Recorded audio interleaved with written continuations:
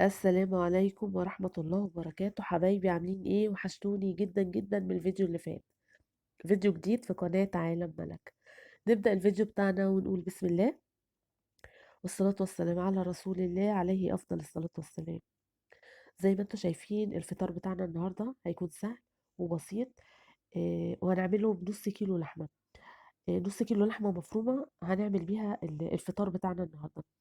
يلا بينا بقى ايه نشوف الطريقة بتاعتنا هتكون ازاي.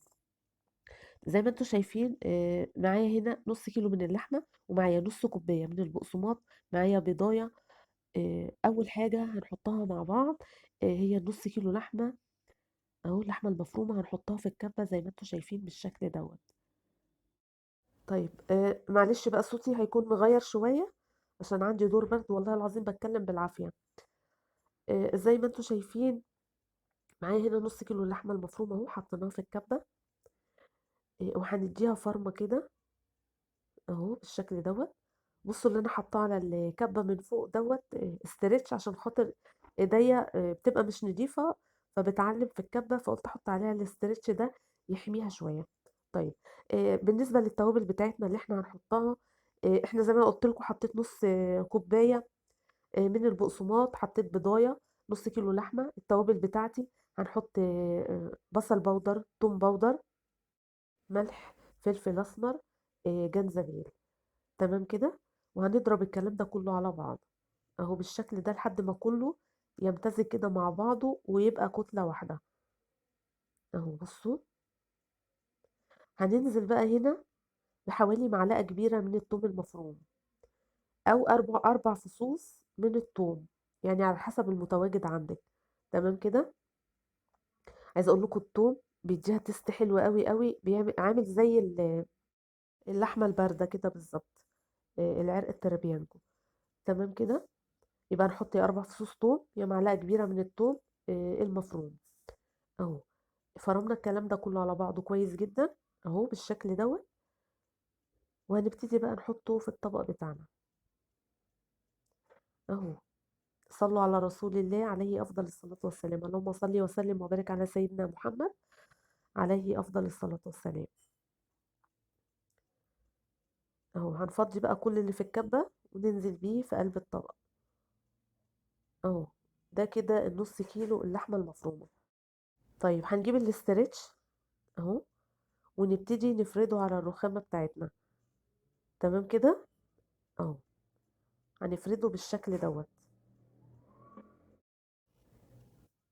وبعدين هنجيب شوية من الزيت ونبتدي ندهن الاسترتش بالزيت كده قبل ما احط اللحمة بتاعتي اهو.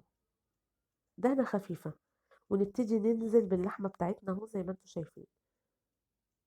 هنبتدي نعملها بقى زي الرول بالظبط. نحاول ان احنا نكبسها كويس جدا عشان تبقى ماسكة في قلب بعضها ويطلع القطعة كده تطلع مدورة ومفيش فراغات في النص. تمام كده. فاهمين قصدي؟ اهو نبتدي نتك عليها كويس جدا اهو. وبعدين نلفها في الاسترتش اهو زي ما انتم شايفين بالشكل ده. ونحاول بقى ان احنا نلفها نربطها الاول من الجنبين اهو زي ما انتم شايفين بالشكل دوت. ونحاول بقى ان احنا نلفها كده اهو ونكبسها في قلب بعضها اهو بالشكل دوت. اظن طريقتها سهلة وبسيطة اهو. بصوا بقت عاملة زي اللانشون بالظبط اهو. هنجيب بقى الورق الفويل ونبتدي نلف عليها الورق الفويل اهو. ونربطها من الناحيتين زي البونبونية كده، واحدة عكس التانية اهو. بس اهم حاجة نقفل عليها كويس جدا عشان خاطر لما نحطها في المية المغلية المية ما توصلهاش، يعني نقفل عليها كويس اهو. كده بقت حلوة قوي قوي قوي. هنا المية بتاعتي غليت وابتدي انزل برول اللحمة. رول اللحمة يكون مغطي نصها نصها بالظبط. هيقعد ربع ساعة على الناحية دي، وبعد ربع ساعة اقلبها على الناحية التانية. تمام كده. طيب معانا هنا بقى ايه المشروب بتاعنا النهارده؟ هنعمل كركديه.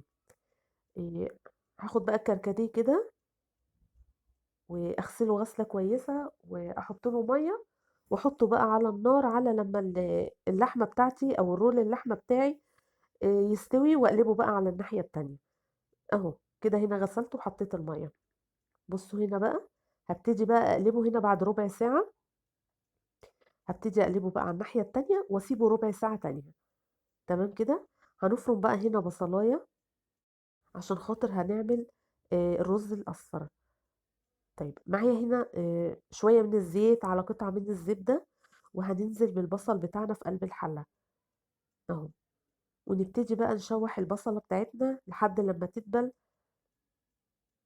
وهننزل بشوية من الملح اهو، ومكعب من مرقة الدجاج اهو. ونقلب الكلام ده كله على بعضه اهو. نفتت كده المكعب بتاع مرقة الدجاج زي ما انتوا شايفين. وبعدين هنبتدي ننزل بالتوابل بتاعتنا. هنحط كركم، وهنحط ورق لوري، وهنحط 3 فصوص من القرنفل، وهنحط لومي. ونقلب الكلام ده كله على بعضه لحد لما نشم ريحة التوابل. هنبتدي ننزل بقى ايه بالرز بتاعي. طبعا هنا انا غسلاه، انا مش بعمل بالرز البسمتي، بعمل بالرز المصري العادي. تمام كده. معايا هنا بقى ايه ميه كنت غاليها في الكتل، وهبتدي انزل بالميه المغليه على الرز بمقدار عقله كده، يعني بين الرز والميه عقله بالظبط. ونقلب الكلام ده كله على بعضه، ونسيبه بقى لحد لما يتشرب. هنا ببص على رول اللحمه، كان هنا خلاص الربع ساعه عدت. وهنا ابتدى الرز بتاعي يتشرب، وابتديت ان انا اقلبه بقى، وههدي النار عليه واسيبه بقى يستوي مع نفسه. هنا الرول اللحمه بتاعي اهو.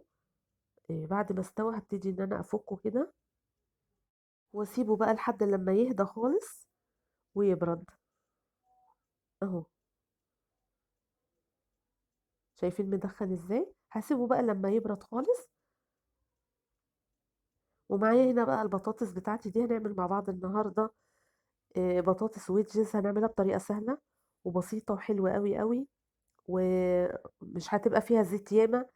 بعيد عن الزيت. البطاطس المقليه بقى في ناس مش بتحب الزيوت كتير، او مش بيحبوا البطاطس المقليه عشان الزيت. فاحنا هنعملها بطريقه سهله وبسيطه وحلوه قوي قوي وصحيه. طيب جبت البطاطسايه، قسمتها على 2، وابتديت ان انا اقطعها، بس بقطعها يعني تكون تخينه. تمام كده. يعني بقطع القطعه الواحده بتاعت البطاطسايه على 2، على 3، على 4، يعني على حسب حجمها. تمام كده. هنبتدي بقى نجيب بولة تانية ونحط فيها التوابل بتاعتنا. هنحط التوابل بتاعتنا دي عبارة عن ايه؟ معايا هنا مكعب مرقة دجاج، وهنحط زعتر، وهنحط فلفل اسمر، وملح، وبابريكا. تمام كده. وهننزل بشوية من الملح، ونقلب كل الحاجات دي على بعضها، التوابل دي على بعضها كويس جدا اهو. ونفتت مرقة الدجاج. وهننزل بشوية من الزيت، وندوب بقى كل التوابل ديت مع الملح في قلب الزيت اللي انا حطيته اهو بالشكل ده. وبعدين هنبتدي ننزل بالبطاطس بتاعتنا اللي احنا قطعناها، ونقلب الكلام ده كله على بعضه. شايفين طريقتها سهلة ازاي؟ طعمها حلو قوي قوي، هتعجبكم، جربوها بالطريقة دي.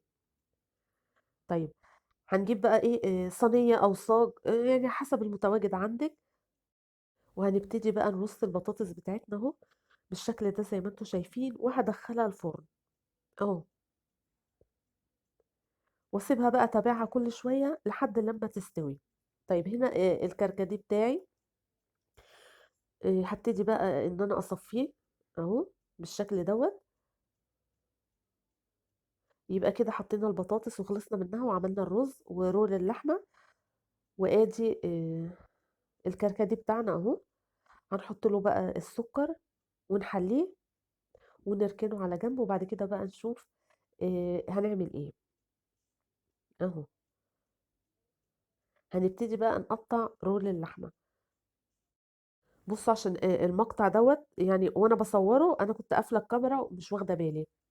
الرول بتاع اللحمة، انا حطيت حتة زبدة على شوية من الزيت في طاسة، وابتديت ان انا احط الرول بحاله كده، وادحرجه في السمنة والزيت. انتوا واخدين بالكم عشان خاطر ياخد لون. بس انا بعد ما عملت الحكاية ديت وانا بحطه في الزيت والسمنة، كانت الكاميرا طافية. فاكتشفت بعد ما انا كنت خلصت خلاص. تمام كده. طيب قطعنا رول اللحمة بتاعتنا، وهنبتدي بقى ننزل في الأطباق بالرز اهو، زي ما انتم شايفين لونه حلو قوي قوي قوي. وادي اللحمة الباردة بتاعتنا اهو، حلوة قوي قوي قوي. والبطاطس بتاعتي بقى كانت استوت وطلعتها من الفرن وبردت كمان اهو. هنبتدي بقى نحطها على الرز بتاعنا كده، وندلع الطبق بتاعنا عشان خاطر ايه، العين بتاكل الاول اهو. اهو شايفين. عايزه اقول لكم الاكل كان حلو قوي قوي. طبعا انا ما كنتش مستطعمه عشان كان عندي برد، فاولادي وجوزي بيقولوا لي الاكل كان طعمه حلو، والحدق بتاعه حلو وكل حاجه مظبوطه فيه. انا اكلت منه، بس ما كنتش مستطعمه خالص، ولا مستطعمه باي حاجه. يبقى كده عملنا مع بعض الرول اللحمه، وعملنا الرز الاصفر المبهر، وعملنا البطاطس الويدجز، وعملنا الكركديه اهو زي ما انتم شايفين، وابتدينا نصبه في الكوبايات بتاعتنا.